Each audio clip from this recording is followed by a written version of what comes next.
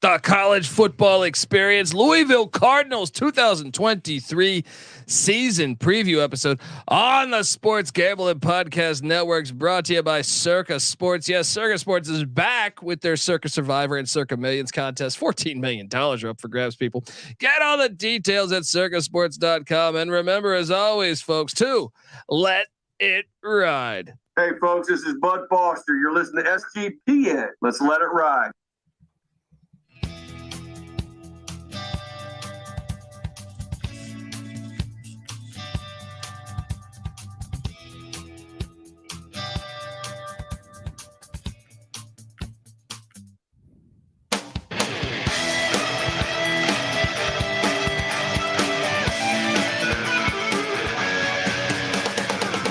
Yes, yes, yes. Woo! Welcome to the college football experience, Louisville Cardinals 2023 season preview episode. Woo! I'm excited to talk the Louisville Cards because their son is home. Their son is home. Look, and perhaps you're wondering just who the hell you're listening to. Well, my name is Colby Swinging Database Dad, aka Pick Dundee. That's not a pick. This is a pick. He was raised in the land down under, where a man thinks on his feet, speaks with his fists, and lives by his wits. When Dundee happened, he was a superstar. I'm probably drinking too much and celebrating too much and not sleeping. Would have killed a normal man, but no, that's gone. The medical advice I got from that was like being hit by lightning. Pretend it never happened and get on with your life. And you're nothing but a chameleon, lemon-headed, coward, terrorist pussy. And I'm after you, buddy. You're going to pay for it. Good night. Yes. Yes. Let's go. The Brohm family is Louisville, Kentucky. All right. You got to bring it back. His dad. What's his dad's name? I'm drawing a blank on his name, but his brother. They're all the whole Brohms. Brian, Jeff, Greg. Whatever. All right, they're just Louisville. They're Louisville as Louisville gets. I am joined by my co-host. Give it up for former JMU Duke defensive back, the burrito eating, sideline kiss stealing, wheeling and dealing, Patty C in the place to be. Hi-oh. Oh, yeah. Is this the real quarterback? This is right. Johnny Unitas, Browning Nagel, Jeff Brohm, Brian Brohm, Lamar Jackson. Oh, Malik Cunningham. You can go on. Dave Ragone. Don't forget Dave Ragone. All right. Who else? All-time leader, Chris Redmond, Teddy Bridgewater. Redmond, yeah. That's what I'm saying. The Butler. Look, you got Chris. They say this guy's the Chris Redmond of this podcast. Give it up for the DFS god himself, the rooftop IPA drinking, homebrew making, Tobacco Road living, the free lock giving, farmer. Heard the Basketball League MVP. Give it up for the NC Nick in the place to be. There we go. What's up, guys? Back to the ACC. I mean, ACC Nick is in heaven. There you go. You get that. And look, folks, I can just say, I think tide turning. As I remember, I was raised in the desert, but tides kind of turn. It's easy to see a tide turn. Did I say those words? I mean, this is it, right? He's home. This almost happened 5 years ago, and credit to Jeff Brohm, or 4 years ago, whatever it was, when he said, Purdue invested in me. I'm not going to leave them after just 2 years. And, he doubled down on Purdue, even though you knew he wanted to be. This is. He's an honorable human being. I mean, look, this is the Louisville Cardinals. This is a team that has, in my opinion, 4 national championships. Hit us up, by the way, because Louisville, if you need to claim those national championships, we are a publication over here at SGPN and the College Football Experience. I will fill out any paperwork, but you have an undefeated in 47. An undefeated season in 1947. You have a one-loss season in 57, where the national champ had a one-loss. Same with 1990, where Jeff Brohm was on that team, and then in 2013 as well. So hit me up. I will fill out whatever paperwork you need. Claim those national championships, because they're just as there's so many phony national championships. I'm not saying these are phony, but I'm saying there's so many of these throughout college football's history that you're a fool if you're not claiming these. So get out there, claim these ones, hit us up. But guys, Brohm's home. And boy, I mean, look, Nick, what was your take when Jeff Brohm landed back at the he's from Louisville. All right. He went to Trinity High School in Louisville. He was Kentucky Mr. Football back in 1988. He's home. It's a perfect fit. I think Louisville fans are over the moon right now. They're excited for year one. They're excited for Brohm to bring this team back up to where they should be. Because let's face it, Louisville is in a talent-rich area of the country. Their academic department will do whatever it takes to get a winner. And really, they just need the perfect fit, and that should be Brohm. And the sky is the limit for the Cardinals. Yeah. Patty C, what did you think when they first hired him? I mean, this is his dad coached high school football. He's just been connected. Even when he was at Purdue, he was back talking in Louisville. I think it was 2 summers ago. And he's at these meetings within high school football in Louisville. And I know that for recruiting for Purdue, but also they were talking as if this guy's their next coach back then.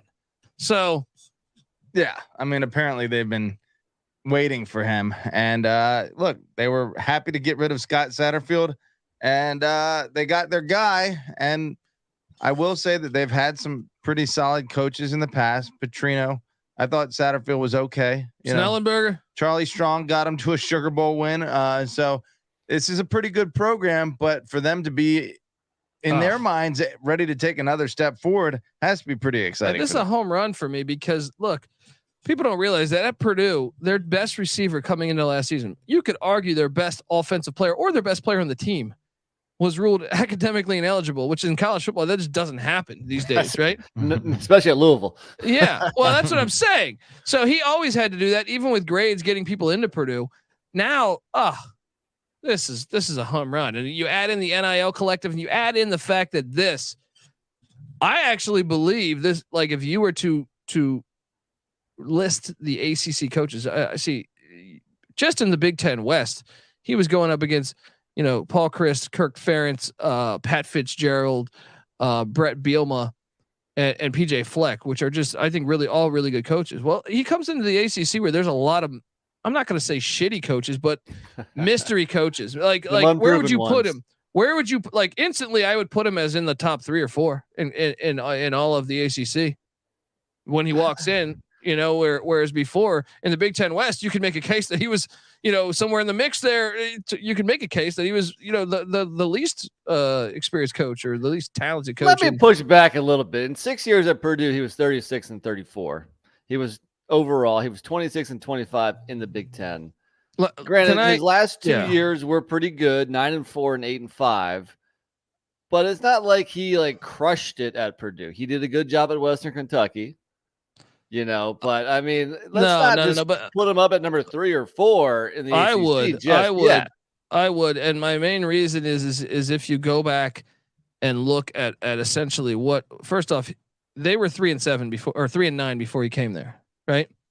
They hadn't had a winning season forever. Year 1, he steps in, has a winning season, 7-6. Then in the second season, he gets back to a bowl. Now they lose. And then the third season, which I think everyone thought that they would have a monster year, he lost David Blau, who's now in the NFL. But the first game of the season tears his ACL. Your quarterback's out for the whole year, right? Hadn't built that depth yet, and they paid the price for that. Then you had the COVID season, which they struggled. But then you look at the past 2 years, 2 9-win seasons. I think this guy's a fantastic coach, and I would push back just because I know Purdue, the way that they bring in players, it's harder than most institutions. So let me rattle off the ACC coaches. You give me the thumbs up if he's better, thumbs down if he's worse, or just say better or worse. Dabo Swinney. I will say no, but I think I'm curious to see the future. Okay, Dave Clawson. No, worse. Well, I think if you put Brohm at Wake, he'd probably be doing similar stuff after a while. Yeah, Clawson's had time to get his thing in place. Tough one. Mac Brown. He's better than Mac Brown. Not in terms of career accomplishment. I think I agree. At this point, I think I agree. North Carolina wasn't blowing the doors off the world, lighting the world on fire before he got there. They'd have some good years. They'd have some bad years. Granted, he's not killing it exactly right now, but they're pretty good. They're pretty good. He's better than Jeff. He's better than Mac Brown. That's questionable. Dave Dorn. Better. Dino Babers. That's questionable, by the way. Dino Babers. Better. Yeah. Yes. Pat Narduzzi. Better. Pitt's been crushing it lately.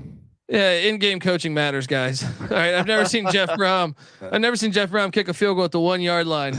All I know is, hey, Narduzzi has a better down 4 with a minute and 30 seconds left. I've never seen him. Narduzzi, I don't have his record in front of me at Pitt, but is much better than Brohm's at Purdue. Yeah, well, of course, I hope so. This is my point. Is in the ACC. Oh, don't say the Big Ten West was that great. When's the last time the Big Ten West won anything great? Whenever they play the ACC, probably. You're saying so? The ACC Atlantic had Clemson and Florida State. Florida State's been ass lately. You can't claim one good season. Well, I had Clemson, and that's another point that now that they're not stuck in the Atlantic, and we're not going to talk schedule yet. But that could benefit Louisville greatly. And Narduzzi was in the Coastal. He was able to just benefit off of playing Virginia, Georgia Tech, and all these terrible teams. Even in the Big Ten West, he's likely to face at least Michigan. Yeah, and they play 9-game conference schedule Ohio too. State or Penn State a year, who's usually one of those teams is on Clemson's level, if not better. I would say yes, he's better. Well, Ohio State and Michigan. I don't know about. Clemson's been winning national championships. What have they been doing? How long has Brohm been there? When's the last time Clemson won a national championship? I said national championships.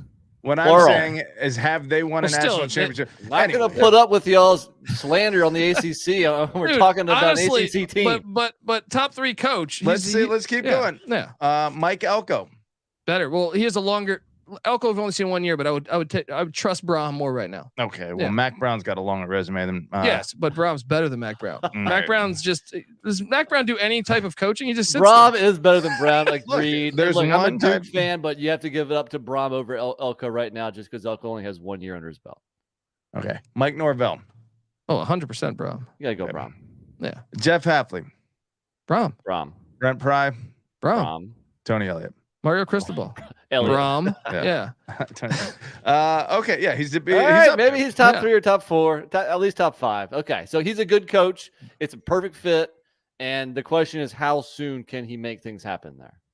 Yeah. And I would argue very soon we're going to talk all about it. We're going to talk about the offense. We're going to talk about the defense. We're going to talk about Johnny Unitas. We're going to talk about the special teams. All right. And then we're going to talk about the transfer portal as well. But before we do all that, I want to tell you that the college football experience Louisville Cardinals preview is brought to you by Circa Sports. Yes, Circa Millions plus Circa Survivor are back at $14 million. And guaranteed prizes are up for grabs. Circa Millions, 5 NFL picks ATS each week. That's how that works. Come on, best record wins. And then Circa Survivor, you just pick a different money line winner each and every week. And if you get to the end, you take home a shit ton of cash. Circa Sports is fantastic. Enter in Vegas, play from anywhere. Sports Gambling Podcast crew will be out there last weekend in August. So if you're in the area, hit us up. Circasports.com for all those details. Once again, circasports.com. What would you do with $14 million? Oh yeah. Do a lot.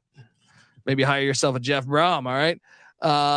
Look, circasports.com. Check it out. All right. We are back on the Louisville Cardinals 2023 season preview episode. Folks, a lot of why I'm super excited on this team, if you've heard me earlier in the offseason, is what they've done in the transfer portal and the NIL collective. But let's talk about what they lost, because they did lose guys. Caleb Johnson at the quarterback spot is gone. Also, Nathan McElroy, gone. 2 quarterbacks deep on that bench, gone. They did lose Travion Cooley at the running back spot, who got some burn with Scott Satterfield. He's now the penciled in starter at Georgia Tech. So they'll play him week 1 at that filthy roller rink in Atlanta. They lost running back Jalen Mitchell to Jim Mora Jr. and UConn. They lost wide receiver D Wiggins following Satterfield to Cincinnati. They lost tight end Francis Sherman to the Arkansas Razorbacks and wide receiver Chance Morrow, who's still in the portal. They lost tight end Christian Peterson to the airport, FIU, flying high. They also lost Braden Smith. He followed Scott Satterfield to Cincinnati. They lost another offensive lineman Luke Kandra, who followed Scott Satterfield to Cincinnati as well. Aaron Gunn is another offensive lineman that's still in the portal. They did lose defensive lineman Caleb Banks, who was a stud for them a year ago, to the Florida Gators. They lost defensive lineman Henry Bryant to Georgia State. Also defensive lineman Zach Edwards, who's still in the portal. And defensive lineman Carl Biddings to Indiana. Linebacker Monty Montgomery, great name. He is now at Ole Miss. He heads out. Linebacker Dorian Jones, who started for them a year ago, is at Cincinnati following Satterfield.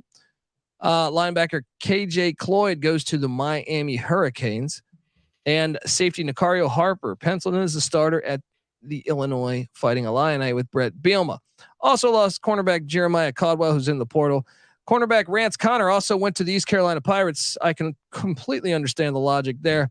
Punter Mark Vassett heads out to the Colorado Buffaloes, and kicker James Turner to the Michigan Wolverines. That's a lot of names, guys.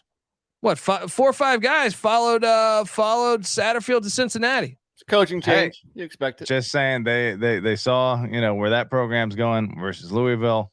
Wow. Credit to Louisville. Shots fired. Taking the lead in that series. Shots fired. On the strength of that bowl win, 23-22 all time for those crosstown almost rivals. At the Shaq, baby. What a great rivalry. Yeah. James Turner.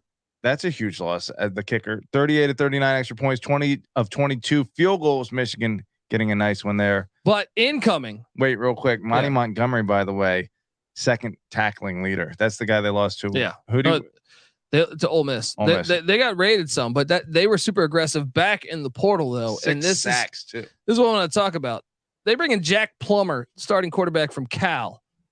Jack Plummer played 3 years with Jeff Brohm at Purdue. He backed up Aiden O'Connell, even started some of the games when they had a quarterback competition, and they're on good terms with him. Apparently they were the ones that helped him get to Cal. Right. So Jack Plummer coming in to me was like, that's one of the best transfers, I think, the entire football season.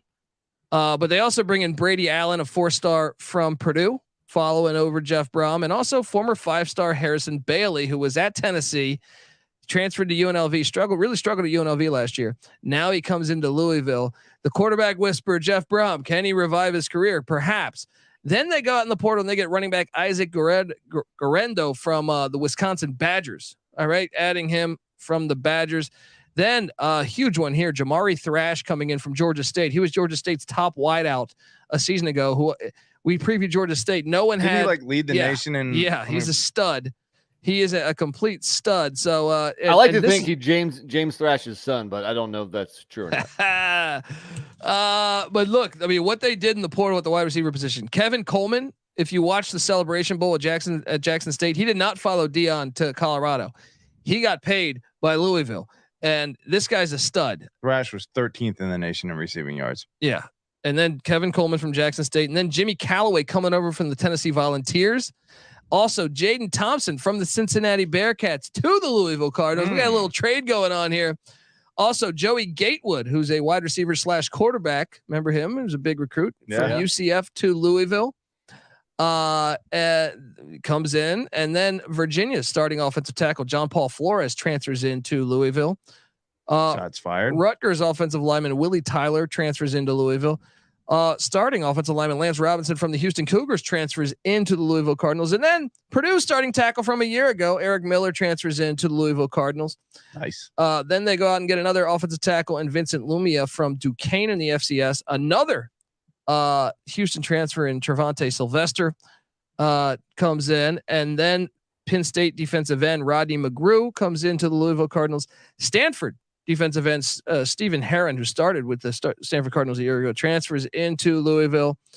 Georgia State defensive lineman Jeffrey Clark transfers into Louisville. Linebacker Keith Brown from the Oregon Ducks to the Louisville Cardinals. Georgia cornerback Marcus Washington. This is a 4-star transfer, like not 4-star to high school. I think it might have even been a 5-star, but 4-star transfer from the Georgia Bulldogs to the Louisville Cardinals. Also, cornerback 4-star transfer from A&M Marquise Groves. Cleaning up. Yeah. Oh, this is what NIL, we expected. Buddy, right? NIL. Marquise Groves Killebrew comes in from Texas A&M. Virginia safety Cam Kelly transfers into Louisville. Former 4-star recruit Storm Duck from North Carolina transfers into Big Louisville. Name. Safety Devin Neal, who started at Baylor for Dave Aranda last year, transfers into Louisville. How many defensive backs did they get? Safety Gilbert Frierson from the Miami Hurricanes transfers into Louisville. And that is, I think they brought in another North Carolina corner that is not on this list. Like 10 Power 5 defensive backs. I mean, guys, 25 total commits. They ranked 14th in the country, bringing in the transfer portal as far as acquisitions. Well, and to me, Jack Plummer and Brady Allen, both familiar with Brohm's system. I love to me, they definitely won the portal because of the quarterback scenario. I know Malik Cunningham graduated and he's off to playing in, I don't know, the USFL, whatever. He's on the Patriots, I believe. I think they're trying to play him wide receiver. There we go. But my point is, he's not a small loss. He is not a small loss. He was but getting Jack Plummer, who's a stud, a huge gain. Yeah. I'm just I think they won the transfer portal. For sure. Yeah, I mean, they lost a lot, but that's to be expected when there's a coaching change. But they were very aggressive in bringing in players. A lot of it was NIL driven. I guess they have bourbon money in Louisville or something. I don't know. But, they did a great job in the portal. The question is, how quickly can you mix all these guys? That's a question for so many college football teams. You know, whether they're previewing Arizona State. I think Louisville has to be. Louisville has to be one of the top 10 or 20 as far as people coming and going, I would think. Yeah. They're not Colorado, but they're more like Arizona State. Yeah. When you think about Louisville, I think Louisville has been by the nation probably overlooked as a potential powerhouse for a long time, just being stuck in the Conference USA or the AAC. Yeah. They finally got to the ACC, and they haven't blossomed. I mean, they've had good years, but they're kind of like an SEC kind of team, Well, they have an SEC culture, where it's not a great academic school, and they'll only do show it in takes town. to win. Yeah, and only show in town. So they really are a sleeping giant. They're in a decent sized city. Geographically speaking, they're in a pretty good place as far as talent goes. So you could argue that Louisville is definitely a sleeping giant. There's some history there. They could. Yeah. I mean, is Brohm the guy? A lot of guys he's bringing in. Hopefully a sign of things to come. We think that maybe they'll be pretty competitive here in the ACC. I don't know that I think Kentucky doesn't want them in the SEC. I know. Yeah. Well, Kentucky doesn't want them good in general. And if Brohm can create a buzz, watch out. Look, last year, Scott Satterfield was the head coach. He's gone to Cincinnati, and Louisville was glad that Cincinnati picked up that tab and gave them a bunch of money. Because they thought they were on the verge of buying them out, and then they wake up one day and they're like, "Wait, they're giving us money? Oh, fantastic!" Louisville's offense, though, which Satterfield ran, 73rd in scoring offense a season ago, 23rd in rush offense, 98th in pass offense, charting at 48th best offense. So you guys want to make a bet? I guarantee you that he will have this offense above 48th. Oh yeah, I mean, well, it does. First off, those numbers last year are a bit jaded because Malik Cunningham missed 3.5 games or something. That's true. Fair. Fair. Especially towards the end of the season. I think that the backup Doman. But they won some games with him though. Yeah, but they lost a couple also. Yeah. 2 of their 5 regular season losses were with Doman at the helm instead of Cunningham, which was obviously a huge drop off. Sure. So those numbers are, I mean, but if anything, they were running the ball more at the end of the year and playing better defense than what you usually saw at Louisville. Well, the defense really stood out from a year ago. 11th in the country in scoring defense, 37th in rush defense, 22nd in pass defense. They had the most sacks in the nation. Most sacks in the nation. Although they're losing a lot of that. Yeah. True. And they're losing the D coordinator who followed them to Cincinnati. So okay, I expect regression there, but I expect the offense to be flying. Let me ask you this. Yeah. Looked at this. Malik Cunningham and Lamar Jackson and Malik Cunningham are the number 1 and 3 rushers respectively all time in Louisville history. That's a lot of a running from the quarterback position. Those days are over. You think it's going to be a pretty seamless transition to a pass first system for them? With what I mean, he went out. It's a brand new team. Yeah, you know what I mean. So I think he'll have success doing that. I feel good looking at the offense. I should say a traditional pass. And they still have Brock Domain, by the way, or Domain. What's the domain on Brock? Jack Plummer is penciling to be their starting quarterback, but like I mentioned, they have Brady Allen, the 4-star. I know he's still a redshirt freshman. Nice to have a 5th-year senior who's familiar with the offense. When you go through a transition, I think it's crucial to have a quarterback who's familiar with it, and that is that old. So that helps, so much. Yeah. Then you have Jawhar Jordan at the running back spot. It was 3rd team ACC a year ago. He's back. He came out of nowhere. He transferred from Syracuse a couple of years ago. Tyon Evans, who they got from Tennessee, he got hurt, and Jordan came out of nowhere and ran for over 100 yards in 4 of the last 5 games. Yeah. And then you look at the receivers. I'm kind of bullish on their receivers. Jamari Thrash, Kevin Coleman. They got Chris Bell, who was a true freshman a year ago, but also Jadon Thompson coming in from Cincinnati.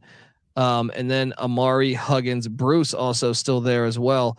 The tight end spot, obviously they had Marshawn Lloyd a year ago. He's off to the NFL. Ford. So what did I say? Lloyd. He was a running back from South Carolina. Yeah. I'm sorry. Ford.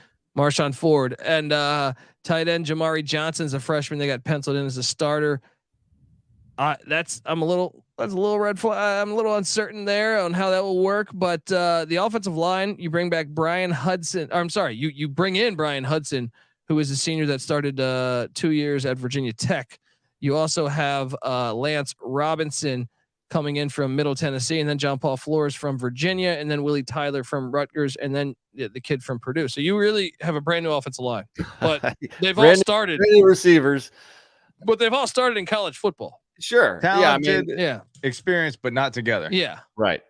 So what you need is a slow start to the schedule in order to get on the same page. And we're not going to go there yet, but that's exactly what Louisville has.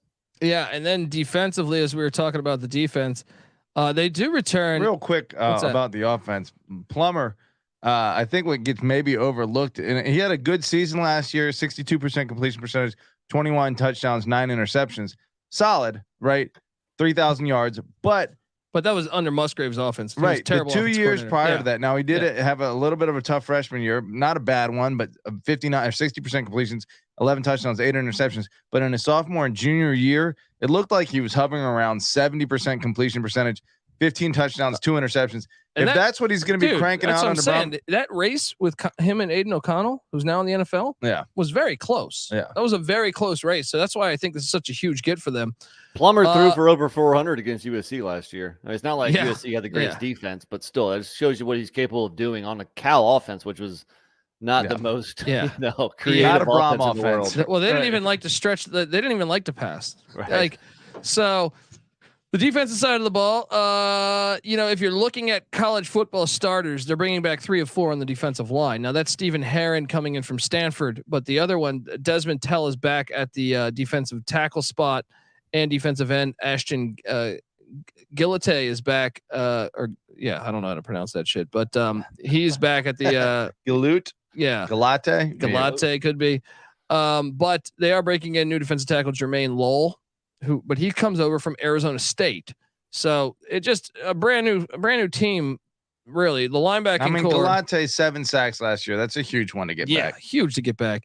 Linebacking core. You're only bringing back one in Benjamin Perry, but once again, you bring in all these transfers.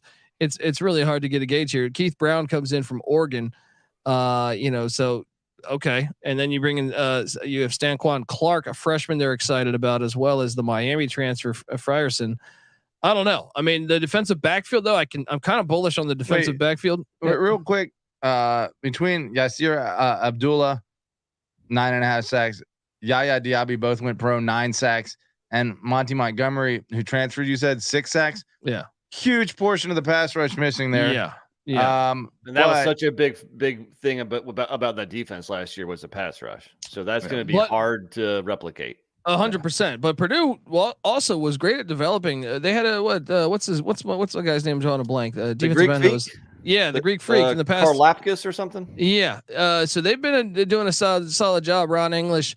And so Ron English is the DC, as well as what they have. I think they have 2 DCs, right? Mark Hagan as well. So they were both at Purdue, and I'm excited. I'm telling you, the secondary, MJ Griffin, getting him from Temple. Cameron Kelly is the other guy they bring in from North Carolina.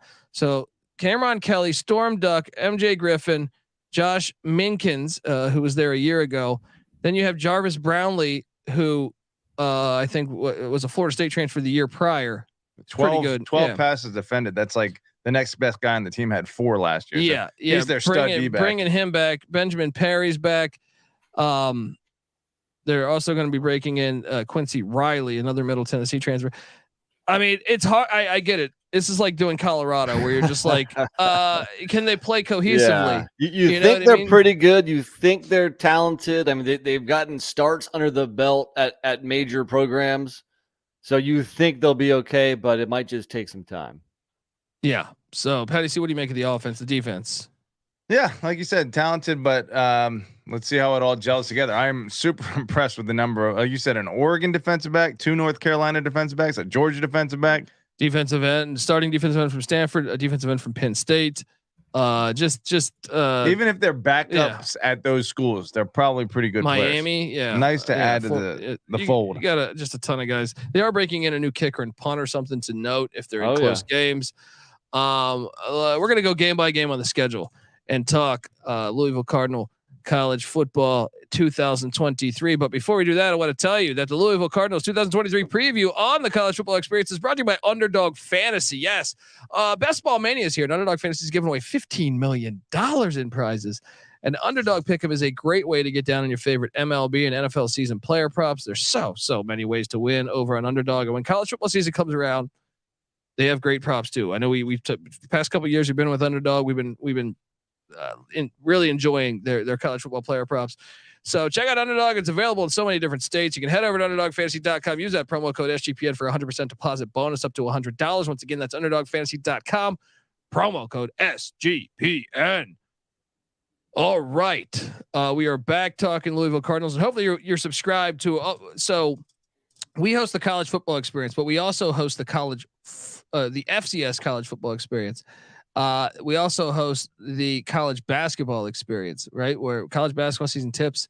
I will be here every single night of the season talking college hoops, and we'll have our season preview series coming. We have an episode scheduled for this current week, but so hopefully Louisville has a little better of a season this year than they did last. Yes, the Kenny Payne era, year 2. They got some good guys in the transfer portal. I'm excited about. Also, the College Baseball Experience. Louisville has a good team, right? So we host all of those separate podcasts. Yeah. Separate podcasts. So subscribe to all of those feeds, but we come together as one on YouTube, youtube.com/the college experience. So subscribe over there and please hop on over to iTunes, give us a 5-star review. Guys, we're back. We're talking if you're watching on YouTube, you see the graphic here using the old Malik Cunningham photo, but you see the sweet graphic done by our graphics guy, Cam Kerr, and the win total sitting at 8. High expectations. First thought, Patty. See, now this team, they won 8 a year ago, but man, to bring in all those players, can they get to 8? They won 7 in the regular season, which that's what matters.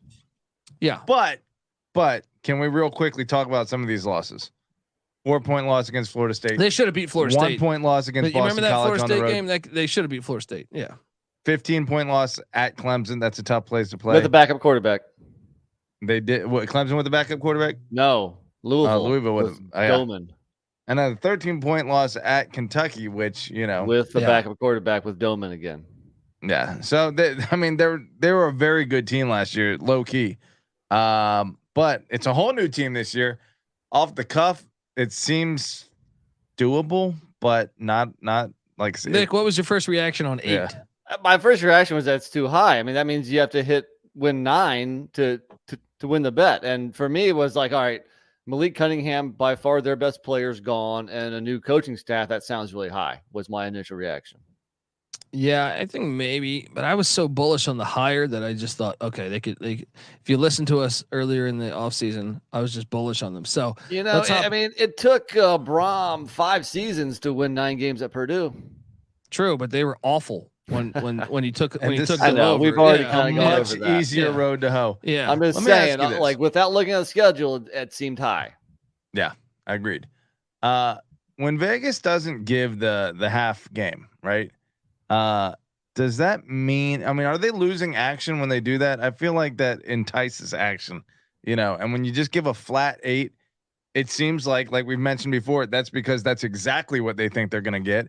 If the team goes over, they're going to lose money. If the team goes under, they're going to, either way, if they don't hit it perfectly, then they're afraid of losing money, right? So they're seeing exactly 8, but I feel like they lose action. So that means I think Vegas is probably pretty sure that 8 wins is where they should get to. Where they reside. Sure. Well, let's get to it because week 1, this is a stupid game for Georgia Tech to do at the Mercedes-Benz Stadium, whatever that stupid stadium in Atlanta.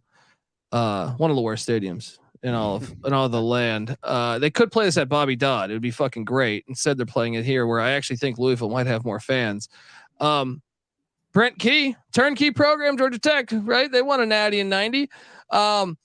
Patty, Brent Key gonna be able to take down Jeff Brohm and the Louisville Cardinals?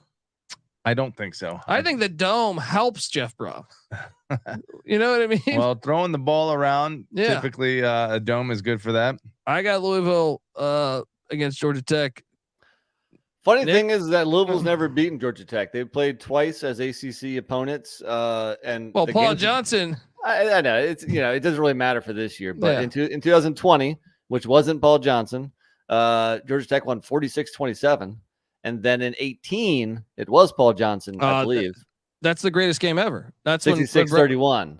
Well, that's when Brian Van Gorder, the defensive coordinator, had called out Paul Johnson's offense and said it wasn't. It was this bullshit, and Paul Johnson just owned it. Paul Johnson needs to be back in college football, folks. Nick, you got a 1-0 or what?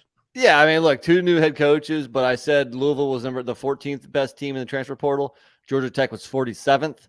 That tells me Louisville did a better job of bringing in talent, and they started off as a more talented team anyway. So give me Louisville. Patty C, is this the best game on Friday night of opening week? I'm not probably. I am a little intrigued about that Miami, Florida game. Yeah, the Battle of Miami's. But yes, this is the best game. Gotcha. I'm going Louisville. All right. Well, week 2 on Thursday night, the Murray State Racers coming into town. Murray State was awful last year in the FCS, so I do expect Louisville to put it on Murray State. Nick? Yeah, of course. Patty? Yeah. Okay, and then they get some extra rest because that's a Thursday game. They head to the Indianapolis Stadium, another terrible stadium. I forget what it's called. Lucas Oil. This stadium sucks. There you go. Once again, I actually fully expect. I mean, I guess Indiana does have fans, but I expect this to be almost 50-50 with Louisville fans for sure. Maybe 60-40. I don't know. In Louisville's favor. Yeah. And I got them. I think Indiana's due to have Tom Allen's last season. So I got Louisville winning this one. I got them 3-0. If you listen to our Indiana preview, I was all over Louisville. So Patty C. I think you're right. This probably is, in terms of fan turnout, a true neutral site game, despite being in Indianapolis. So I'm going to go Louisville there, 3-0. I mentioned before, guys, whenever you have either a young team or a team with a bunch of new faces, you want a couple games under your belt in order for them to gel. And this is a perfect early season schedule for Louisville because they're not playing anybody that's that great at all. I think they are more talented than Indiana, and I think they'll win this too. And no true road games here in the first 4 weeks. Yeah. Only 3 true road games on their entire schedule. Gotta love it. If you're a Louisville fan, from a college football standpoint, you're like, no, let's play some more road games. I hate neutral site games like this, like the Indiana and Georgia Tech games. I hate those. I think they're terrible. I think they're this is a wannabe NFL games, and there's a reason why I'm not hosting the NFL fucking show because I like college football, and those are NFL bullshit games. Boston College comes to Louisville, Kentucky. So it comes to the Shaq. Used to be Papa John Stadium, but Papa John, it's now Shaq. The Shaq. Remember we were on this. That's right. This is another win for Louisville. I know BC got him a year ago, but I think Louisville's better right now. BC's 4-2 over the last 6. Again, that probably doesn't mean anything for this game. So especially at home, yeah, give me Louisville. Patty, revenge spot was it's a 1-point game a year ago. Was what's his name playing? Cunningham, I think, did play. No, I mean for Boston College. Jerkovich? I think so. I think he did play this one. Okay, so that could be a difference maker. I'm still going to give it to Louisville. So 4-0, and then this stretch starting right here, I think will dictate their season. Yeah. And all they got to do with the road games that I'm about to mention, the next 3, 2 of the next 3 are on the road. All they got to do to me is go 1-1. Right? They just need to win 1. But this is a Friday night at NC State.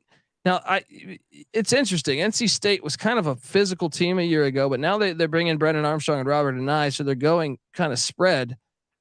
I do think they'll probably be better on offense, but at the same time, I almost think that caters to Jeff Brohm's style. That if you're going to beat him, I think he struggles with the Iowa philosophy.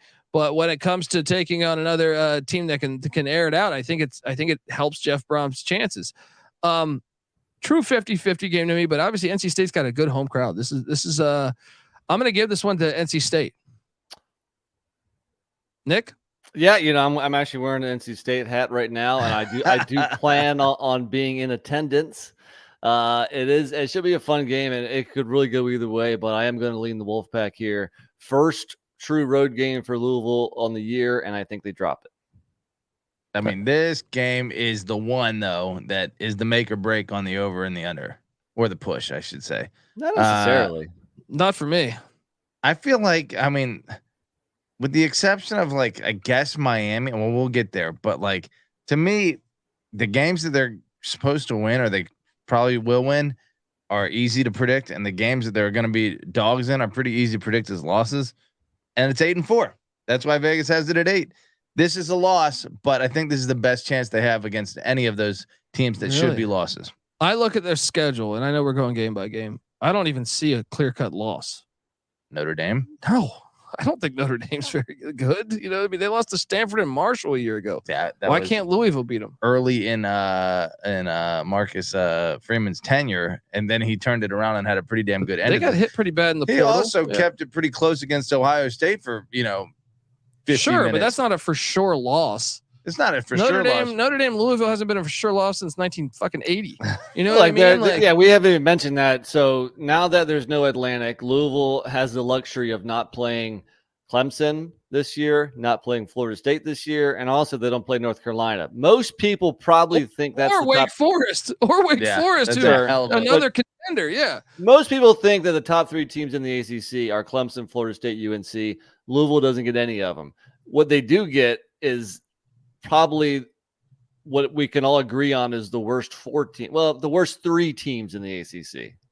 So their conference schedule is super, super nice. So the Notre Dame game, to me, I'll put it like this. They're September 29th is at NC State. They're home to Notre Dame on October 7th and at Pitt. I think they're probably going to go 2-1. They could go 1-2 here, right? I think they're probably going to go 2-1 though. They could also go 0-3. It's certainly possible. I got them going 0-3. I'm with Patty C. Actually, I think Notre Dame is by far the more physical team here. I think the physicality, you lean the Irish, they get that win. And then I think they also lose at Pitt. Pittsburgh coming off of a bye. I think they lose 3 in a row. And before you come at me, Louisville fans, I think they're going to finish the season nicely. But this is a tough stretch where, I mean, it could really be anything. It could be 3-0, 2-1, 1-2, or 0-3. Yeah, I think it's really tough stretch here. They get a little beat up at this stretch, and they actually drop 3 in a row. And people are saying, "Well, what's going on, man?" I'll say this: 1-2 then. 1-2. I highly doubt they lose all 3 of those. I highly doubt. Let me throw you a little bone here. What's that? 1-2 all time against Notre Dame. The series first started in 2014. They won by 3 in 2014. They lost by 18 in 2019, but then they lost by 5 in 2020. From a program head-to-head standpoint, they've been pretty close to Notre Dame.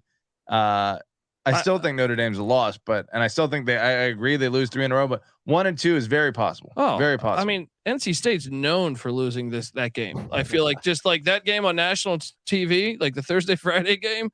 I just feel like NC State, I think they'll get at least one. That's not unreasonable at all. So that would put me at what? I would have them at 5-2 heading into their bye. Okay. I'm at 4-3. I think Patty's in the same boat. I'm like 4.5, but yeah, 4-3, I guess, if I had to choose. Now they host Duke out of the bye. I do think Duke is good, and I do think Mike Elko is good. And this game kind of scares me. But I'm taking Louisville. But I think this is a game. If this was at Duke, I think I would take Duke. What are you doing here, Nick? I love the bye here. You know, if I have Louisville dropping 3, I think the bye lets them catch their breath, regroup, and that coaching staff is really going to, you know, do some twerks, find out what's working, emphasize that. I think they come back at home, and I think they beat Duke. Duke coming off NC State, then a road trip to Florida State, and then Louisville as a second end of that back-to-back road. That's a tough little stretch. You guys are probably right. Slight edge to Louisville. Now Virginia Tech comes to town. I got this as a win. I'll probably say 6-3.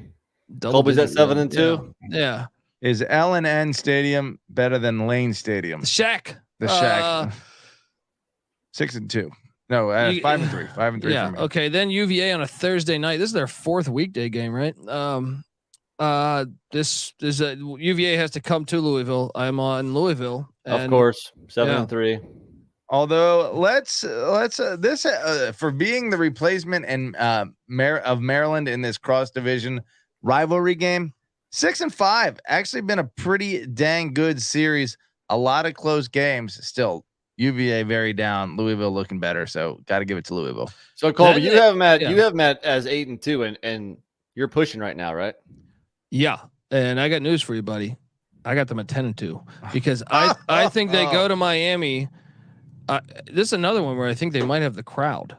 I think Louisville fans are super excited, and no one goes to these Miami games that are an hour away. I think Louisville fans will travel to this. So, especially with this excitement around the program of the Brohms coming there. So, give me a win in Miami Gardens, Nick. I'm with you. Actually, I think Louisville closes out the year strong, and not to jump ahead of ourselves, but I think they win their last 5. And cashing over, which I didn't think they would get, but this schedule just breaks for them very nicely. Yeah, Patty, so what do you got happening in Miami Gardens here? Look, Miami has A&M at North Carolina, Clemson at Florida State, and at NC State on that schedule. Miami, after 2 losses, no fans show up, let alone 5 losses. Yeah. No one will be at this game except Louisville fans, so I will give that to Louisville. And then you have the Governor's Cup or the Kentucky Wildcat Cup. Now Kentucky's owned this rivalry lately. I don't know what makes you think that's going to stop either. Because I don't think Kentucky's actually that good, right? I just think they've been better. That Stoops has been the better coach. Well, finally, I think Louisville's they've been better on the. They've been better on the line too. You know. Yeah. Much more physical. But I think this is the personal game. This is the one where Brohm is in town. This place is going to be fucking bonkers. This place is going to be bonkers. I can't wait to watch this game. This is one of the games I want to see most at all of this year. And I think Louisville's going to get it done because I think Brohm is ready to run through a wall for this game. So give me Louisville at 10-2. And I've already kind of alluded to that. I think this is the game that gets them to 9-3 and the over. But this is the game that gets Louisville fans really excited for 2024. Patty C. Look, they Kentucky won the first 6 games of the series, and that was ending in 1924. They took essentially like a 70-year break. But since then, Louisville has had the edge in this rivalry. However, Kentucky winners of 4 straight, and a lot of them by big scores. Yeah. Kentucky will get the win in this game again. That puts me at 8-4. And look, it's very hard for me to pick whether I think they're going to be over or under. I think they will be 8-4. Well, we got to. But I got to. And so look, it's a new coach. Sometimes things don't gel immediately. So I'm leaning under on Louisville. I got them playing in the ACC Championship, Nick, and I'm curious where you have them. I know we got to do our ACC, but plus 1,100 to get Louisville to win the ACC. You have no idea who they could be playing. We're assuming it's Clemson or Florida State. Who knows? If you get for one game, if you have a plus 1,100 ticket, who knows, man? You saw Jeff Brohm and the Purdue Boilermakers put it on Ohio State.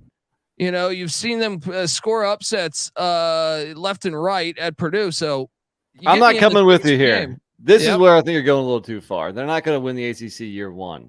But if you only have them with 2 losses, Clemson and Florida State play each other. So they're going to at least have 1. True. And they don't play those 2. But so even if by a long shot they get to the championship game, I think Clemson and Florida State are potential, college football playoff teams.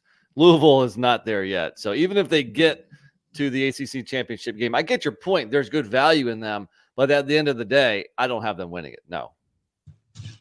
You know what? Listening to you guys talk, I'm actually leaning Colby's thought here because Clemson and Florida State don't have proven quarterbacks, and the upside that Plummer brings. State has a proven quarterback. No, but he's not. He hasn't proven health. He's been injured a lot. Even last year, he got injured in the Louisville game. I watched Travis play, and I'm still like, yeah, he runs around. He's just good enough to keep, making plays. But in a shootout situation, do I trust him to be able to keep up? I don't. Look, Plummer's solid too, but let's not. I mean, Plummer doesn't have anything under his career where he's going to be, a great quarterback either. I think he's he's got Jeff Brohm's offense. So for 3 years, what he's got. Yeah, that's what he's got working in his favor. Maybe even 4 years. It's not even him. It's whoever's if a somewhat capable trigger man, 6'5", 220. He's got those kind of attributes. If he can be gunning the ball, I'm not saying he's going to be, but if they are in the ACC championship, which their schedule, like you said, is very possible. Well, you just figure Florida State and Clemson's got Klubnik, 2 touchdowns, 3 interceptions last year. They are a very live dog in that setting, I think. NC Nick, you have, I disagree. I think Clemson has owned the ACC championship of late, including last year. And while I get your point that it's value if you can get that juicy of a price for a team that has a decent chance to get there, I just think at the end of the day, value doesn't mean anything unless they actually win. It's like people bragging about closing line value. Well, that's all fine and dandy if it hits. If it doesn't hit, it doesn't matter because you still lost, regardless of what value you had. But Brohm schemes up very well. And I think Dabo Swinney's done an unbelievable job at Clemson, but at the same time, there hasn't been a lot of great coaches in the ACC to me. And I think that this is a game that, first off, they've never faced each other. He's never faced Jeff Brohm. So if that was not saying Brohm is a great coach. You're saying he's a great coach. I think he's a good coach. So you're higher on him than me. And look, I'm not gonna. You want to sprinkle a little bit? It's definitely juicy enough, but I won't be doing it. All right. Well, folks, there it is. So wait, are you actually on the over or the under? I'm on the under just because I think there's a little more variability on what could happen. I think the floor is a little lower than you guys think. I think but I'm at 8-4. If I had to bet on any record, a lot of money, I think they'll be 8-4.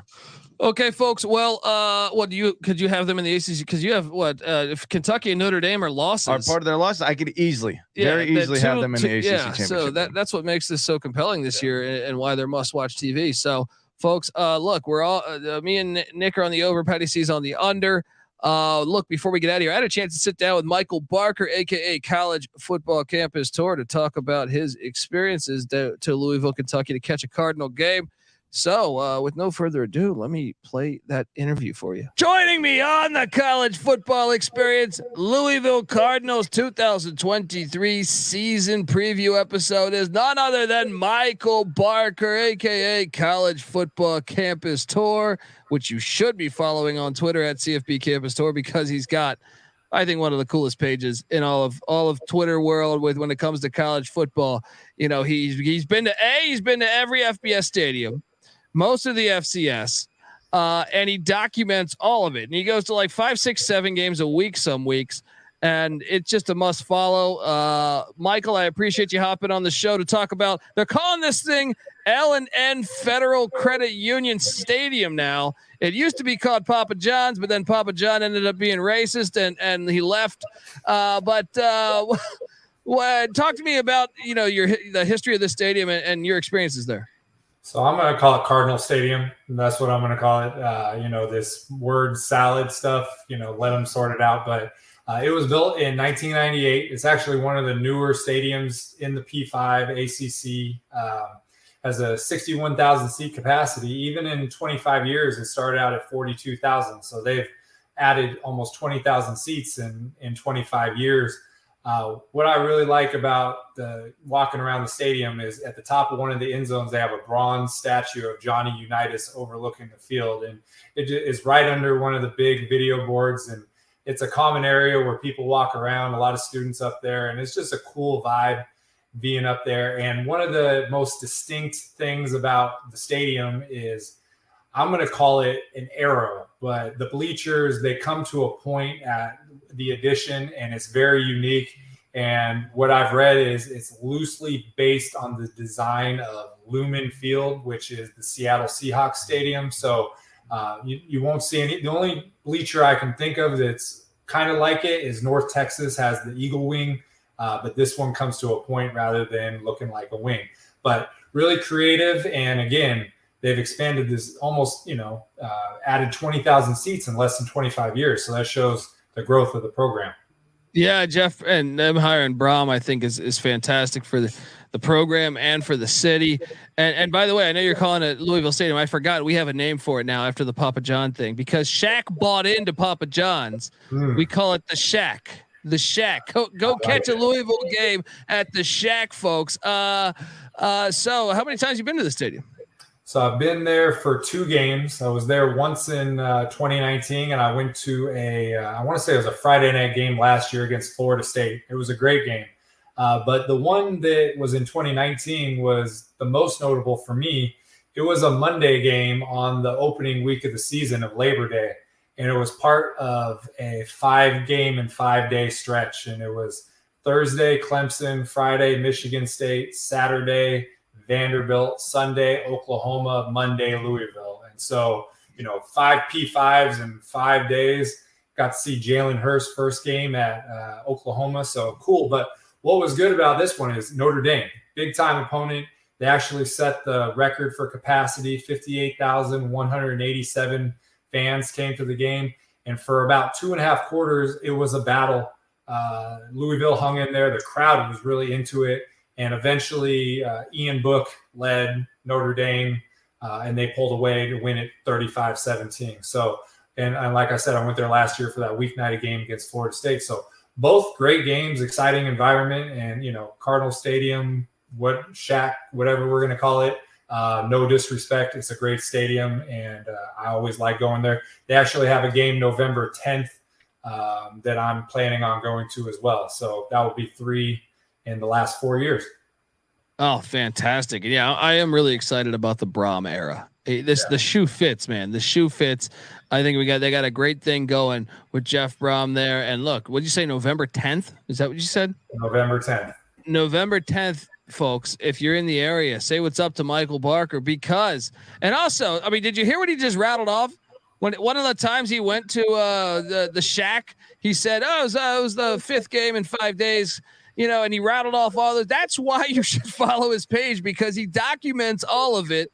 It's super educational. He'll throw up a bunch of history about the stadium, or some old shots of the stadium when they're first built. Absolutely fantastic follow. And Michael, love what you do over there, man. So keep it up, brother. Thanks for hopping on the show. Yeah, thanks for the kind words. Thank you for having me as always, and I'll see you next time.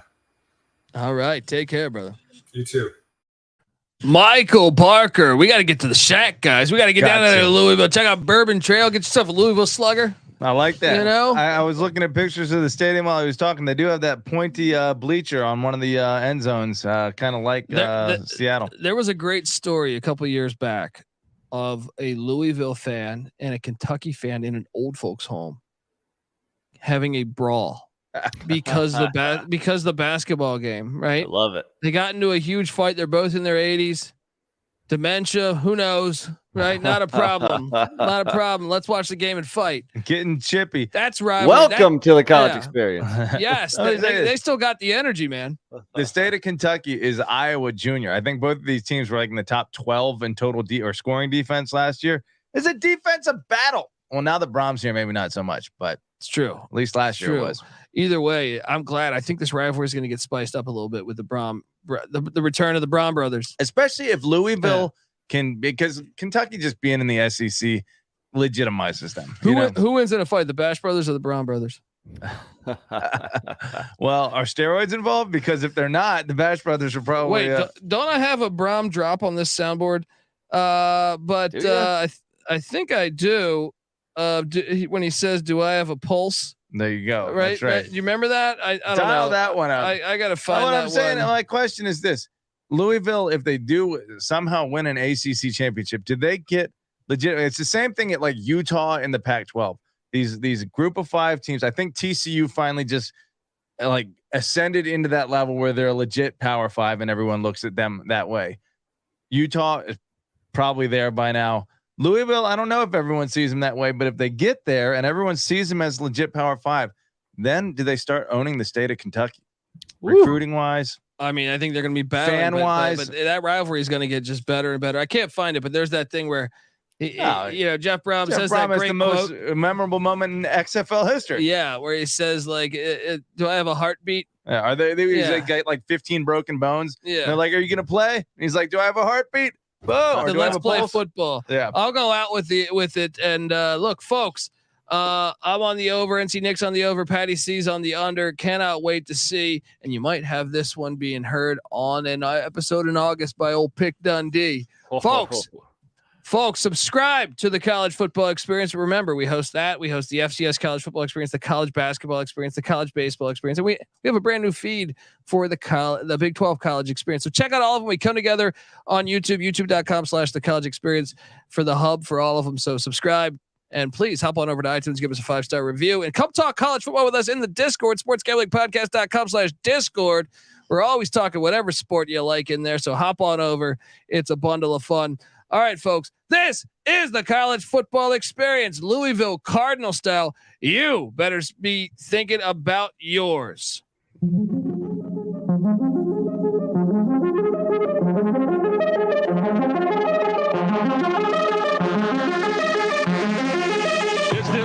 Not the XFL. Yes, it is. Do I or do I not currently have a pulse? Yes, I do. Let's play football.